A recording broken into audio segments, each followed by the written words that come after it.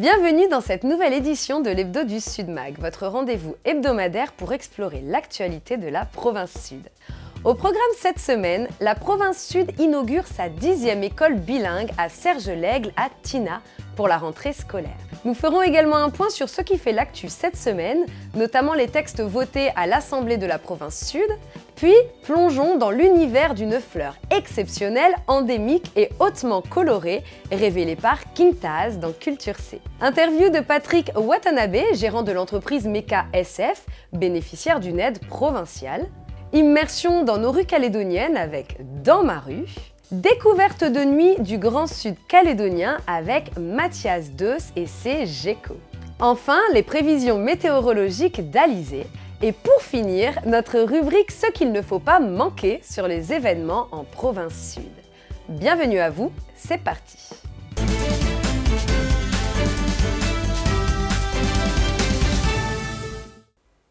La province Sud inaugure sa 10e école bilingue à Serge-l'Aigle à Tina pour cette rentrée scolaire. Sonia Baquès, en visite avec Gilles Brial, souligne l'importance de ce dispositif éducatif et met en avant l'intérêt pour les jeunes d'apprendre l'anglais dans un contexte professionnel de plus en plus lié aux pays anglophones. Une école bilingue ouverte chaque année en province Sud, c'était l'objectif fixé par Sonia Baquès en 2019. Cette année, c'est au tour de l'école Serge-l'Aigle à Tina de proposer aux 320 élèves l'apprentissage de l'anglais. C'est la 10e école de la province Sud à rentrer dans ce dispositif. Pour ce faire, la directrice et les 14 enseignants ont un niveau d'anglais B2 au minimum, c'est-à-dire un niveau avancé reconnu à l'international. Ils seront ensuite accompagnés la première année et recevront une formation de 2 jours et demi par semaine pour continuer de se perfectionner. C'est un dispositif qui est important pour nous parce que c'est une ouverture sur le monde. On est dans le Pacifique, entouré de pays anglophones et on considère que quand on est sur une île, il faut pouvoir s'ouvrir sur le monde et d'abord commencer par la langue, l'anglais qui est la langue de communication dans notre zone. Mais pour ça, il faut trouver des enseignants qui soient motivés, des enseignants qu'on accompagne. Ce n'est pas forcément des enseignants bilingues, mais c'est des enseignants qui vont suivre un processus de formation toute l'année. Certains d'entre eux vont aller se former directement en Australie avec des conventions, vont assister à des cours, vont faire des cours dans les écoles. Et ça nous permet à la fois d'avoir l'introduction forte de l'anglais dans l'école, mais également des pédagogies différentes. Un partenariat entre la province et 2 écoles bilingues à Melbourne permet chaque année aux enseignants de partir pendant 1 mois en immersion. Ainsi, en 2023, 16 enseignants et 2 directeurs ont déjà bénéficié de cet échange. Le bon apprentissage de la langue passe obligatoirement par l'investissement de l'équipe éducative qui enseigne aux enfants dès la petite section jusqu'au CM2. C'est vrai que c'est une chance qu'on a ici, en tant qu'école primaire, de pouvoir commencer dès la petite section. Parce que les maternelles, plus on est petit, plus on est une éponge et plus on assimile et on voit vraiment cette différence. Et au niveau du CM2, lorsque les enfants vont sortir de cette école pour rejoindre la 6e, on va voir aussi cette différence dans la capacité à s'exprimer, à écouter et à échanger avec les autres. Sophie Hénin exerce dans les écoles bilingues depuis 2011. Elle fait partie des premiers enseignants à s'être formés en immersion. Elle rejoint cette année l'école Serge-l'Aigle. Pour elle, l'apprentissage de l'anglais dès le plus jeune âge est un véritable atout pour plus tard. Alors avant, j'avais des plus petites classes, j'avais des CP et on faisait de l'anglais, on arrivait à faire des séances entières en sciences en anglais, en art. C'est bénéfique, ils apprennent à anticiper la signification des mots qu'on leur dit, même s'ils n'ont jamais parlé anglais. Ils comprennent avec les ressemblances avec le français ou avec le contexte, ils arrivent à comprendre ce qu'on dit même s'ils n'ont jamais parlé anglais. Du coup, ils développent quand même des capacités d'interprétation. En début d'année, les élèves ont 6 heures de cours en anglais par semaine, le temps de s'y habituer.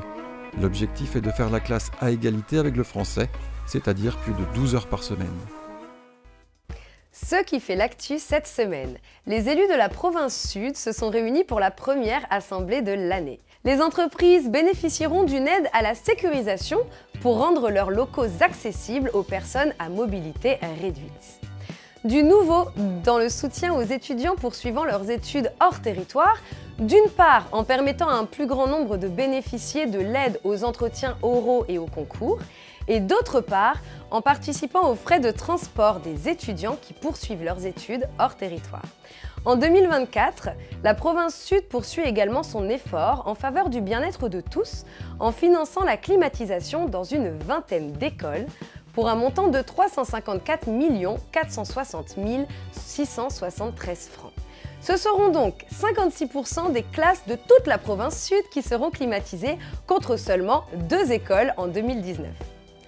Et pour info, ce sont 186 bacheliers qui ont été distingués pour leur mention très bien lors d'une cérémonie présidée par Sonia Backes à l'hôtel de la province Sud. Changeons de registre avec King Taz qui nous dévoile les secrets d'une fleur exceptionnelle et unique, véritable symbole de notre biodiversité.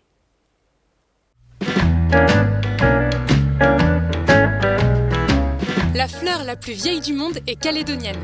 Découverte pour la première fois en 1869, l'Amborella trichopoda serait apparue il y a 135 millions d'années. Oh, c'est les panés de la dernière saison, celle-là. Pluie, née de la dernière pluie. Bref, elle est considérée par les botanistes comme la mère des plantes à fleurs. L'arrière-grand-mère des fleurs, plutôt, non? L'Amborella trichopoda est une plante quasi commune en Nouvelle-Calédonie. Elle est répartie sur la partie centrale de la Grande Terre et pousse notamment sur le col des Roussettes à Bourail et certains endroits à Saramea. Et comment ça se fait qu'elle est chez nous, du coup? Il y a 80 millions d'années, le supercontinent Gondwana regroupait l'Australie, l'Antarctique, la Nouvelle-Zélande et la Calédonie.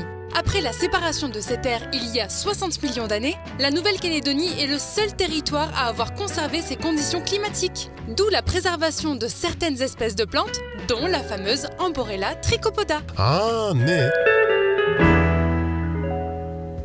Focus sur Meka SF, une entreprise à la coulée sauvée de la faillite par l'aide providentielle de la province Sud. Une histoire de résilience et de soutien économique local. Aujourd'hui, si l'aide de la province Sud n'était pas arrivée pour nous au début du mois de février là, pour pouvoir régler ce qu'on avait à régler, on aurait été dans de très grosses difficultés.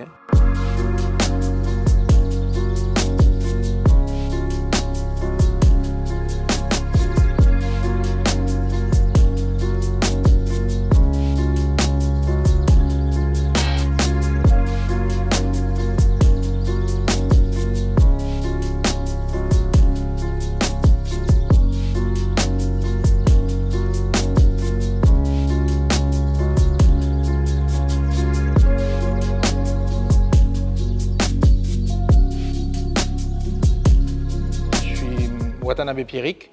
Voilà, on a créé l'entreprise ici. On a d'abord acheté le terrain ici dans la zone industrielle de la Coulée au Mont-d'Or. En 2012, on avait 2 ouvriers avec nous. Il y en a un qui est parti durant le Covid, le deuxième aussi qui nous a laissé juste avant le Covid. Donc on s'est retrouvés un peu tout seul, ma femme et moi, parce que c'est une entreprise quand même familiale au départ. On est tous les deux dedans, on travaille tous les deux d'arrache-pied, on ne regarde pas la montre. Derrière ça, on a repris l'activité, on a eu des modalités de paiement au niveau des factures, règlements fournisseurs qui ont été changés au niveau administratif en Nouvelle-Calédonie, qui nous imposaient un règlement de toutes les factures chez les fournisseurs à 30 jours fin de mois, alors qu'on avait eu des arrangements différents avec certains fournisseurs aujourd'hui. Il a fallu rattraper tout ça, donc on a un petit peu tapé dans la trésorerie pensant que l'activité allait toujours continuer à travailler comme c'était. Malheureusement, ça n'a pas été le coup de poker. L'activité a freiné et on a toujours le chiffre d'affaires, lui, qui ne change pas, mais c'était au niveau de la trésorerie qu'on avait de la difficulté à remonter la pente. Donc la province Sud a organisé une rencontre avec certaines entreprises du Mont-d'Or Sud. Ici, Mme Backes est venue avec des collaborateurs qu'on a rencontrés ici. Elle nous a écoutés, elle nous a entendus et on a pu bénéficier d'une aide de la province Sud, là, qui nous a bien donné un bon coup de pouce pour pouvoir régler la partie fournisseur du mois de janvier. Puis à travers cette aide-là, que je remercie aujourd'hui la province Sud, là, ça nous a permis de, on va dire, de passer un mois de février tranquille et voilà. Pour nous, c'est formidable. Mais on était vraiment très limite. Enfin, je pense que le passage du mois aujourd'hui, il aurait été assez compliqué pour nous si l'aide n'était pas arrivée.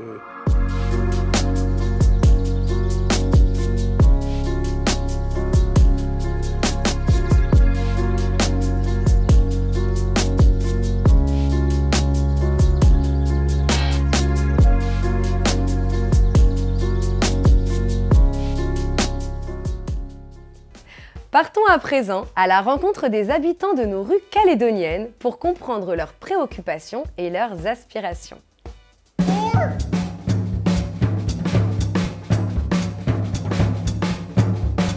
Provençude, moi je dirais 3 parcs. Viens la mettre toi, cousin. Bonne question. On est aussi. Très bonne question. 3. 2. Parc. Parc de la Rivière Bleue, parc des Grandes Fougères, il y en a plein. Plus d'une dizaine. Je dirais 6, 7. Oula, je serais pas répondre. Ouais, je sais pas combien de parcs elle possède la province sud. Enfin, on vient d'arriver, donc. Ouais. J'ai 4 en tête, le parc de la Rivière Bleue, le parc des Fougères, le parc de la Netcha et le 4e, je ne l'ai plus en tête. Attends. 1, 2, 3. Alors, il y a le parc de la Rivière Bleue, il y a le parc des Grandes Fougères, il y a le parc forestier. Bah voilà. Bah, il y a le parc de la Rivière Bleue. Normalement, après, il y a les Grandes Fougères. Oui, voilà, les Grandes Fougères. Parc forestier. La Rivière Bleue, la Madeleine, Tereka. Rivière Bleue. Ok, non, c'est bon, t'inquiète.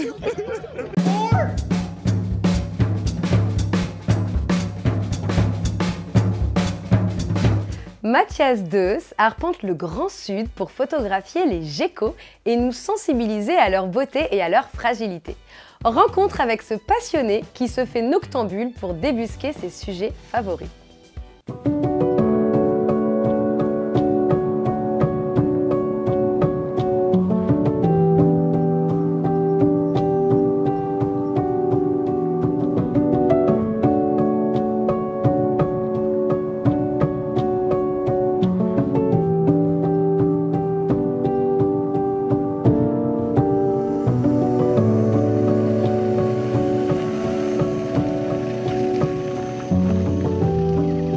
Bienvenue sur mon terrain de jeu. Donc on est dans le Grand Sud, dans la réserve du pic du Grand Kaori.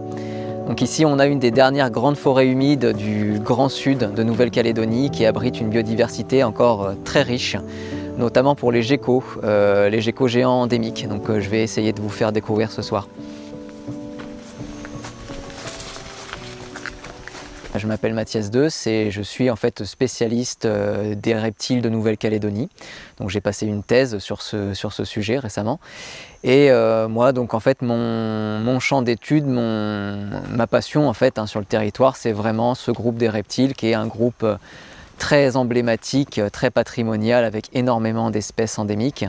Et je m'attache d'abord à comprendre un petit peu mieux où est-ce qu'ils sont, à comprendre les limites entre les espèces, comprendre leur écologie et en lien aussi avec la conservation. C'est vraiment un thème qui me tient à cœur, c'est la conservation des reptiles de Nouvelle-Calédonie puisqu'ils sont très menacés.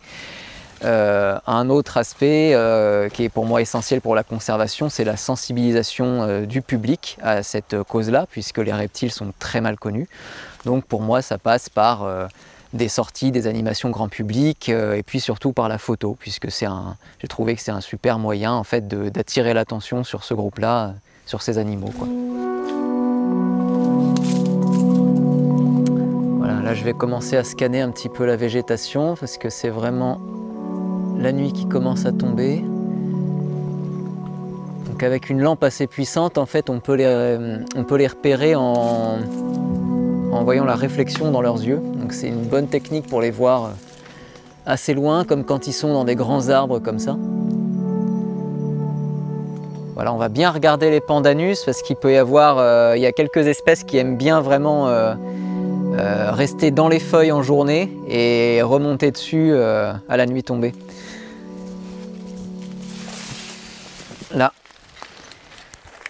Il y a un gecko là. Donc ça c'est Bavaia septuiclavis. Donc ça fait partie du genre Bavaia qui a plus de 40 espèces décrites en Nouvelle-Calédonie. Celle-là elle est endémique de province sud d'ailleurs, on la trouve que dans, on va dire, du Grand Sud jusqu'à la région du Humboldt à peu près. Donc elle est très commune à la Rivière Bleue ou dans ces forêts du Grand Sud. C'est généralement l'espèce qu'on voit le plus facilement.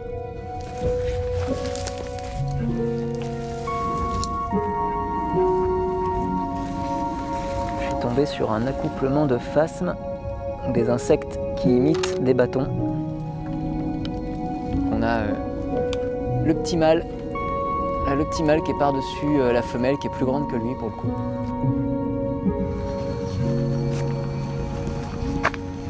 On a trouvé un gecko à cornes. C'est Rhacodactylus auriculatus. C'est une espèce de gecko géant qui est très répandu en province sud, surtout dans les maquis miniers. Qui est vraiment très joli. On le reconnaît aux petites crêtes osseuses qu'il a sur la tête, qui lui donne un petit air de gargouille. Ça c'est généralement un gecko qui se cache au sol en journée. Donc si vous vous demandiez comment on peut reconnaître le sexe des geckos, ici c'est une femelle, parce que si c'était un mâle, elle aurait 2 sacs à la base de la queue. 2 sacs qui contiennent les hémipénis en fait. Tous les lézards ont 2 pénis, un de chaque côté. Donc là, c'est pas le cas. On a une petite femelle. Voilà. Il pense que je suis un buisson. C'est un gecko qui est très agile. Les reptiles, pour moi, c'est vraiment une passion qui remonte à assez loin quand même, hein, puisque comme plein d'enfants, j'ai commencé avec les livres sur les dinosaures et tout ça. Et puis, j'ai eu la chance d'avoir des parents qui m'ont fait voyager, donc on s'est installé à Mayotte, donc il y avait dans le jardin des caméléons, des serpents, des margouillas, plein de trucs super. Et je suis arrivé il n'y a pas si longtemps sur le territoire, il y a 8 ans, avec un petit peu en tête l'idée de découvrir cette faune-là, que je savais qu'elle était très diversifiée. Et donc depuis, je me suis vraiment spécialisé là-dedans, j'en ai fait mon métier. Et donc voilà, aujourd'hui j'ai la connaissance de la plupart des espèces qu'on trouve sur le territoire et j'essaye de toutes les illustrer de manière à promouvoir en fait ce groupe-là. Ah, là il y en a un là. Voilà, là on a trouvé une des 4 espèces de geckos géants qu'on peut trouver dans cette forêt, donc c'est le gecko géant des Sarrasins. C'est une espèce qu'on trouve que dans le Grand Sud. On la trouve du plateau de Goro jusqu'au Kogi, au Momou à peu près. Donc pas à très haute altitude, donc en fait il a vraiment une répartition très limitée. Il est classé vulnérable parce que ses habitats disparaissent et qu'il est, il est menacé par les chats surtout, les chats et les rats. Donc elle va avoir son gîte dans les pandanus et puis elle va sortir la nuit pour se nourrir d'insectes ou de petits geckos, peut-être même des œufs d'oiseaux dans les nids, ou même des fruits ou le nectar des fleurs. Donc là toutes les espèces de geckos sont protégées en Nouvelle-Calédonie, donc si on n'est pas habilité par la province sud, on ne peut pas les manipuler. C'est un très beau spécimen, avec son V blanc là, qui est caractéristique sur la nuque, et puis la série de petits points blancs.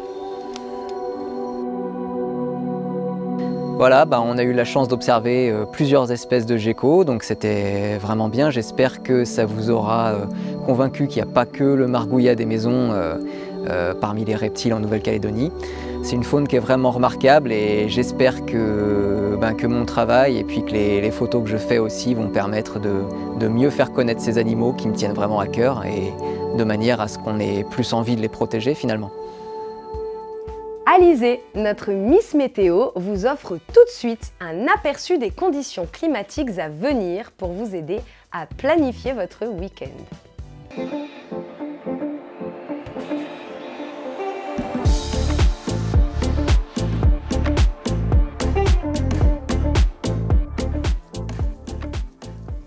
Bonjour tout le monde, me voilà, Alizée, prête à vous servir les prévisions du week-end avec toutes ces surprises que nous réserve cette météo provinciale. Accrochez-vous bien à votre parapluie car le spectacle s'annonce, comment vous dire ça sans vous spoiler, pluvieux. Samedi, du côté ouest, c'est le jackpot du soleil avec un temps plus sec. Attention quand même aux gouttelettes rebelles venues du relief sont toutefois possibles l'après-midi. Pendant ce temps, à l'est, quelques nuages baladent encore et ils déposeront de faibles ondées sur l'est. Le vent d'est à sud-est reste compris entre 20 et 25 nœuds, rafale jusqu'à 35 nœuds. Sur l'ouest, il est moins fort en matinée et se renforce progressivement entre 15 et 20 nœuds. Les températures sont en très légère baisse, mais vous ne sentirez aucune différence. Le soleil se lèvera à 5h41 et se couchera à 18h35. La marée sera haute à 1h34 et 13h04, basse à 7h15 et très basse à 20h. Dimanche sur l'est et l'extrême sud, des averses sont attendues sous un ciel nuageux. Ailleurs, le temps est plutôt bien ensoleillé. L'alizé du secteur sud-est reste soutenue et faiblit progressivement ensuite. Niveau température, c'est la montée des eaux proche des normales avec une légère montée en température. Le soleil se lèvera toujours à 5h41 et se couchera toujours à 18h35. La marée sera haute à 2h57 et 13h59, basse à 6h19 et très basse à 19h04. Ah, et n'oublions pas de célébrer les Alexis le samedi et les Bernadette le dimanche. Pensez aussi à sortir vos belles tenues et réserver un zouk à votre parapluie. Et pour couronner le tout, la lune sera dans sa phase croissante, prête à éclairer vos jours comme vos nuits, de 12h54 à 23h47. Et pour ceux qui n'ont pas eu le temps de fêter la Saint-Valentin mercredi dernier, n'hésitez pas à faire plaisir à votre cher et tendre, c'est le moment. Allez, profitez à fond de ce week-end de folie et je vous dis à la semaine prochaine pour de nouvelles aventures.